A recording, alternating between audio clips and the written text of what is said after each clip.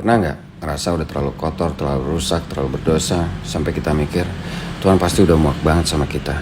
Dengar nih, di Kejadian 3, saat manusia pertama kali jatuh dalam dosa, manusia takut, malu, dan sembunyi. Persis seperti kita hari ini. Dan reaksi pertama Tuhan bukan murka, tapi panggilan penuh kasih. Setelah manusia makan buah pohon yang dilarang Tuhan untuk dimakan, Kejadian 3 ayat 9 berbunyi, tetapi Tuhan Allah memanggil manusia itu dan berfirman kepadanya, di manakah engkau? Dengar tuh, manusia baru saja melukai hati Tuhan, tapi Tuhan tetap memanggil, di mana kamu? Seperti Bapa yang mencari anaknya. Nah, di momen paling gelap itulah Tuhan memberi janji pertama tentang Natal, yaitu di Kejadian 3 ayat 15. Tuhan berfirman kepada si ular iblis bahwa keturunan perempuan itu, Hawa, akan meremukkan kepalanya. Inilah proto-evangelium, Injil pertama, janji tentang kelahiran Yesus Kristus yang akan mengalahkan iblis dan kuasa kerajaan maut di kayu salib. Dan janji itu diberikan sebelum manusia sempat minta maaf. Lihat tuh, begitu besar kasih Tuhan. 700 tahun sebelum kelahiran Yesus Kristus, Yesaya 7 menyebutkan seorang perawan akan mengandung dan melahirkan seorang anak laki-laki. Namanya akan disebut Immanuel.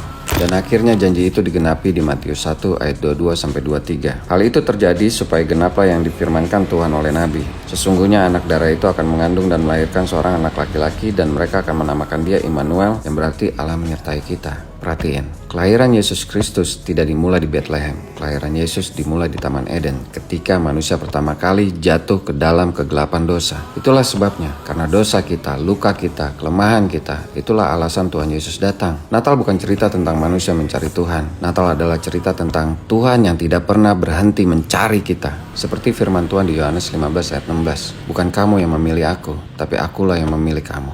Amin. Haleluya. God bless you.